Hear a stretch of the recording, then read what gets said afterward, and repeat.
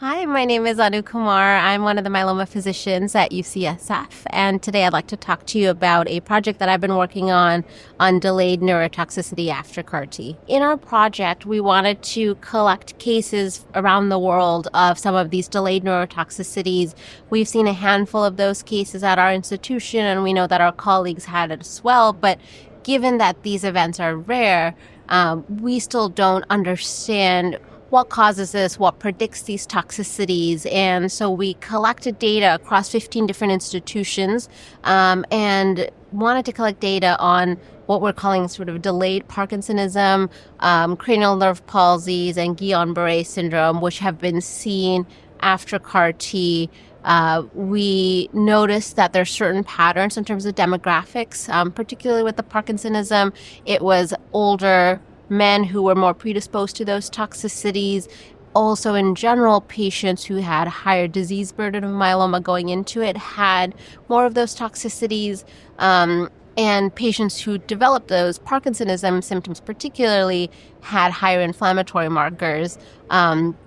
We saw different patterns for treatment. So for the Parkinsonism, centers have been using steroids, have been using IVIG, IT chemotherapy, and even IV chemotherapy with cyclophosphamide in certain cases.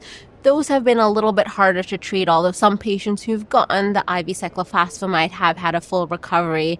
The cranial nerve palsies, patients are generally treated with steroids up front, and the majority of patients had partial or full response to the steroids. We did see that some of these toxicities also happened in patients who are not heavily pretreated and who didn't have a high disease burden. And so we continue to collect data and are continuing to work with centers around the world really to understand more about these toxicities. We think that more patient education, caregiver education about what these toxicities are like, early recognition, will lead to faster treatment and better outcomes. I think over time our practice pattern has changed such that now we are being more aggressive about bridging, because not only are patients with higher disease burden more likely to get CRS and ICANS, they're also more likely, we're finding, to get some of these toxicities, particularly Parkinsonism. One question that's unanswered is, some patients have a high peak expansion, meaning their ALC count goes very high. And is there a particular threshold as which we should give medication prophylactically, like steroids or even something else like anakinra, to help decrease that peak expansion? In the past, our understanding was that the higher the peak expansion, the better. But now we're finding that actually maybe there's a middle point, which is sort of the sweet spot where patients still get response to the CAR-T, but are not as predisposed to these toxicities. Cranial nerve palsy, so like a Bell's palsy, and then also a couple of cases, we're calling it sort of Guillain-Barré-like syndrome, where it's a neuropathy and ascending neuropathy. Those have been quite rare. In our data, we had 52 total cases, the 30 plus were cranial nerve palsies, about 15 were Parkinsonism, and we had 4 cases of peripheral neuropathy or Guillain-Barré, keeping in mind that actually a lot of myeloma patients going into it already have some neuropathy, but that this was distinct from that neuropathy. And I think the key message we really wanted to get across is early recognition. And some of these things, particularly the Parkinsonism, it can present very subtly. So it can be, slight change in personality or stiffness. And sometimes actually the caregivers are the first to recognize.